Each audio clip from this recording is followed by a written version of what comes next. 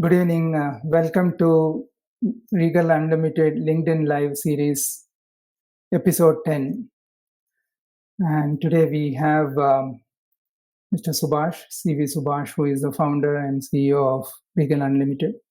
My name is PK Narayanan. I'm a practicing coach, and this is the 12th year. Subash, we have the topic that has been suggested to be continued. That how to be a best coach that I can be. So we discussed about this in the last few episodes.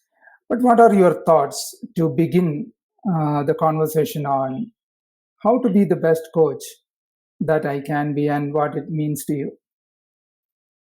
Yeah. Thanks, PK. Again, to reiterate what PK said, this continuation of the last episode, which was the ninth one, we spoke about upskilling there. We're just taking to the next level. So first of all, and to answer your question, coaching is about maximizing potential. And we keep repeating this. I personally keep reminding so that I don't lose track of it. It's about maximizing potential. So if I'm going to partner with a client to maximize their potential, then I should be doing that myself. That's why the need to upskill, the need to keep upgrading becomes very critical. And as we often refer to, mere upskilling is not enough to journey, to travel towards that mastery. We all are chasing that mastery in one way or the other, whether we know it or not. So it becomes important that what additionally over and above upskilling that we as coaches need to do so that we get better at what we can be and we are closer to who we truly can be as a coach. Only then I think we are doing justice to ourselves as a coach. Yeah, that's an interesting point. Maximizing the potential. Am I maximizing my potential as a coach? It's a good question to ask. You refer to mastery, and we all know the famous quote by Marcia that mastery is deepening presence rather than perfecting the skills. Your thoughts on that, Subhash? And how and even few your thoughts on how one can even deepen something like presence. So here, with your permission, I invoke my favorite golden triangle of professional coaching. I look at it from three angles. One is, of course, about skilling. We keep skilling. You and me, we are still working on it, improving our grip on the coaching competency or the competency grip on us, right? Rather than we try to get a grip on it. So that is one angle of the triangle. The second angle of the triangle is the whole thing about the business side, the entrepreneurial side, the branding side, which is important. I just had I had a conversation with someone who was looking only at upskilling and not about the marketing. But the question I raised was here marketing we're also talking about attracting the right client, the right prospects. Then you will be able to make more impact. So there is a strong correlation between these two. And of course, the entrepreneurial side, managing the P&L or the branding, the four P's of marketing, all these are the base of the triangles. The third element, which is on the top of the triangle, deliberately kept there, is about the deep work that we are supposed to keep doing. While we tend to focus on the CCUs and webinars and the books and articles on the skill set, and sometimes we go beyond for reflection and supervision. And we have had conversations on our coaching conversation speaking, right, with all the confidentiality maintained.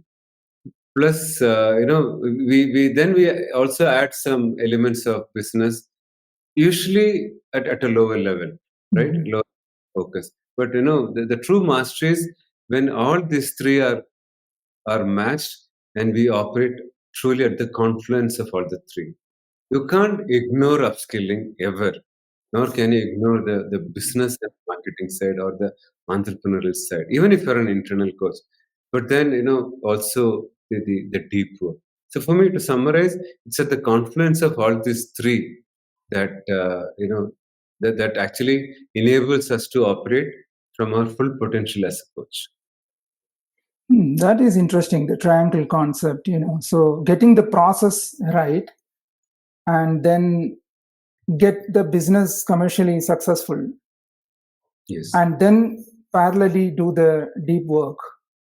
correct. And a confluence of this will be the best coach that I can be. Is that the way you are? Ye- Yeah. Yes, well So summarized. Yes. tell me something more about that deep work. So what would that involve in your So, experience?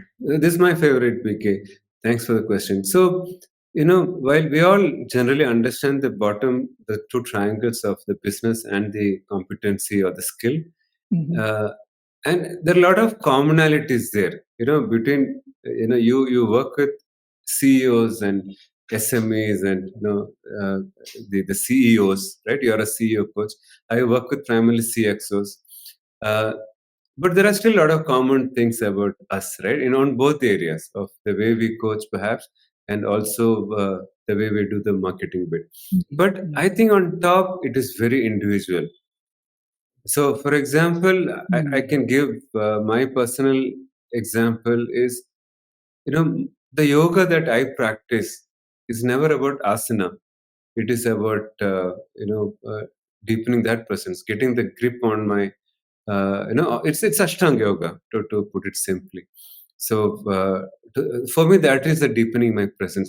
When I do that, I'm also deepening my presence, like what Marcia keeps referring to. So Mhm. Isha Sadhguru says the best asana is when you're able to sit still. That is the most difficult asana. And for me, that is deep work. I mean, all the Ashtanga Yoga to reach that state where I can truly still. My guru says it's in the depth of silence that the voice of God can be heard. Can I truly still my mind, the monkey mind? Then I can hear.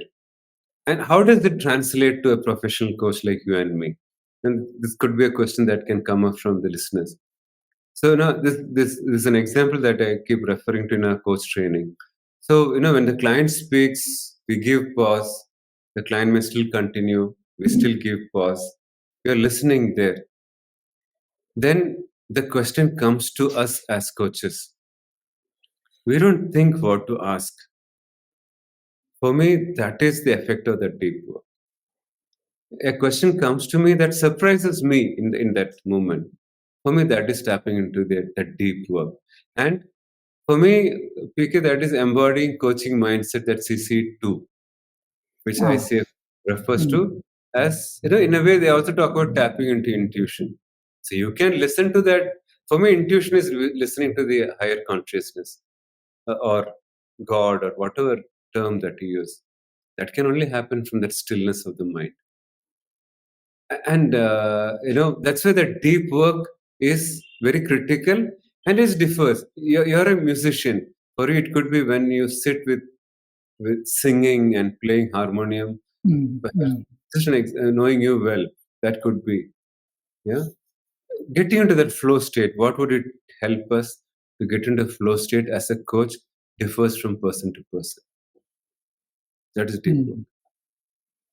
That's interesting. See, so the deep work is that which brings the person that you are. And in a way, you mentioned there could be similarities in the competencies, which is global Yes, and universal. And yes, then the way you market yourself and things like that. So, still the techniques of marketing and this sales and conversion, all of that plays up there. But right. the deepening your presence or deepening you as a coach is what you are Yes. bringing it so nicely as deepening work. So tell me one thing. I mean, I think the Coaching Unlimited that we have been having few editions, and we are trying to bring that presence there very, very deliberately. What are your thoughts on whether and how we can deepen our presence? Is it trainable? Yeah. Is it trainable? Definitely, yes. Deepening presence. Mm. Yeah, especially the CC5. I say competency number 5. is definitely something that can be learned. It's a learnable skill. But it is not easy. That's why, I always keep saying that nobody becomes an accidental coach. There is already that presence within that person. There is Mhm. already that coach within that person. We are only trying to help that through the certifications. But in Coaching Unlimited, we have this phrase, chasing mastery. No, there's something that we have discussed. Do we need to use the word chasing? We then deliberately kept it chasing mastery because one, Yes. it is still chasing, but it's not a mirage that it is Mm. running away. Mm. Definitely, it is something that we'll have to do, and we do cover that, and we do bring about Marcia's book and some of those elements. And John and you and me, we have read that book. We have our Yes. personalized copies. So yes, that book is one resource, but still, what sets us apart is what we do with that knowledge and awareness. What do we Mm. actually go out and do to deepen the presence? This is something that we don't do diligently. For example, on a lighter note, getting aspiring coaches to journal is difficult for us. So if you're not reflective in your coaching practice, then are we going towards mastery? I feel no. That reflective part is so integral to moving towards mastery. So I'm just giving a simple example of basic journaling, reflective journaling, or a gratitude journaling, or any other spiritual practice that helps you to go deeper. It's all helping you to quickly move into that deeper presence. Mm. Mm. Interesting. And you referred to the coaching mindset. So, how does that play up with presence? So the way I understand, purely my point of view is that coaching presence is part of the mindset. Okay. Okay. So Mm. that's how I look at it. Growing up, we used to hear everything is mind, Hmm. right? Everything's in the mind, for example. So for me now, I say as a coach, everything is in the mindset. So Mm. the example again I keep referring to is that can I be a coach in as many interactions, as many conversations in a day, Hmm. instead of just assuming that I sit on the hot chair and I think I can become a master coach. I can't. So how much I'm building. The muscle is actually built in every other conversation. How present I am, especially in a world that is so distracted with the gadgets, and that is applicable to me also. There is so much WhatsApp that I have to respond to, messages that I have to respond to. Yeah, so can I still choose to be present for the other person who's in the lift, random person at the lift, right? So mindset is embodying the coaching competency, all the 8 competencies, as a way of life. So when you do that, presence is one of the 8. No, number 5. So there is no extra effort to focus on presence, but it's integrated. I don't. Telling something that you didn't ask. I don't think I can personally reach that even in this birth. Maybe in the future birth. But we know it can be achieved and it is aspirational. That is where I am moving closer towards my capability as a professional person. That is so beautifully said, actually. The presence is a constant endeavor to be present, isn't it? So it's like net practice for cricketers, that whatever practice that we do in the nets, then we come to the middle and then play those shots and get into Correct. that flow. Similarly for coaches, it's not just in the coaching chair that we practice presence. It doesn't Correct. happen that way, isn't it, in an isolated Yeah. role. So it's about practicing everywhere presence, so that while coaching also we are present, kind of. So that I think is very well articulated in that sense, that so that is a I also constant want to endeavor. hear. So yeah, sorry to Yeah, interrupt, Pika. I want to hear your perspective on these things also. Coaching mindset, deep work. What do you do? okay. See, I deliberately practice to be present Hmm. everywhere, every moment. even if it is with a security guard in our office or the receptionist at the table, and at every moment, even in the restrooms. And when I'm walking, I am deliberately trying to be present there. And it has become a practice that it comes automatically when I am sitting as a coach. So in that role, so with the children, present as a parent, with friends, be present as as a friend, and then with a coaching client, I am present as a coach. That way, it has worked for me. Actually, it has definitely worked well for me. And thanks for asking that, because it is so important that we need to be present in the moment. Spiritually, it has its own connotation, but even as a role wise, to do justice to the role that we have assumed in our day-to-day life, I think it's of so much importance, leave alone coaching. Yeah, very true. Yeah. So there's a question from one of the listeners today. Does mastery help with commercial success? 100% yes. Because, only good product can be sold or marketed. So you get better. Coach someone who's able to coach at a mastery level consistently is just a better coach, or is offering better coaching services. I always like to differentiate between coach and coaching. It's never about the coach, something that you keep saying. The client doesn't care whether you're a coach or anything else.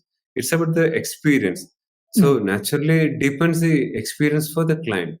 So you're adding a lot more value to the client. Simple example, what we do in Coaching Unlimited. How much we have been focusing on the 3.1 CC 3.1. What is the goal behind the goal, and mm, what new is emerging for the client? Because the human mind generally doesn't look at it that way, mm, right? mm, So we look at that way, and the moment there is a shift in the goalpost at 3.1, starting of the conversation goes in a different space. mm. Definitely, yeah. It helps 100%. Yes, we do command a higher price tag for sure. And chances for references too. A satisfied client can refer Yes, yes. more clients. Yeah. And Mohammed Rafi is asking, does coach need a coach? Simple answer, yes. Mm, It's always better. PK, I know, has shared that he has hired a coach. I have PK is one of them. Whenever I have problems, whenever there's something that is bothering me, I reach out to people like PK to have a coaching conversation. The reason is that I know, as a fellow coach, I'll not be judged. I'll not get an advice, but it will enable me to come up with a solution through the process. And I don't expect a solution also. So yes, simple answer is every coach should have a coach. Have a coach. Another thing, Mohammed, every client is a default coach too. If you look at it that way, every coaching conversation where I am a coach, in a way, I'm also getting coached, because mm. the reflection that I do after the session, there will be something that is new for me also. So that's a That, process benefit also from my side. Thank you for the question. that's beautiful. That's beautiful. That every coaching conversation Yes. teaches us something new. Yeah. So that is also part of our learning, as a reflective learning as well, as a Yeah. coach, as CC2, I think, demands us. Yes. Yeah. Yes. And always, I have heard you, I think we have under a minute, but Yes. quickly to see how you build these things into Coaching Unlimited. These two things that you mentioned as so much importance to be the best coach that I can be, which is deepening coaching presence and orienting a coaching mindset. So how does it a program like Coaching Unlimited is helping one do that? Coaching Unlimited is targeted people who already know coaching. So we pick up the thread from where they have left in the certification, and some of the deviations that we would have unknowingly got into over a period of time as a practicing coach. So we kind of anchor back to the coaching competency. but consistently chasing mastery, session after session, engagement after engagement. So, what does it take to experience that in those 3 days? It's a 3-day residential workshop. So, we are spending time. There's a lot of time to reflect. There's a lot of fine analysis and some practice also. There is one-to-one practice, group practice. There are a lot of innovative things that happen there. And so naturally, we are going to experience how can I be a coach at a mastery level at session after session within the framework of the coaching competencies. And we plug in other elements. There are some elements of coaching which are ignored by professional coaches. And we have been fine tuning over the last couple of episodes, and PK is at the forefront that we speak about some of the finer nuances which don't coaches don't consider. See, coaching is just not about coaching session alone. There's so much beyond that. We do discuss that also, because last few seconds we also maintain that when we coach, we are in a way transforming the world. So can you do it in any other way other than mastery? And if you're not coaching at a mastery level, then am I coaching at my full potential as a coach? Do I want to operate at any level below that? Yeah.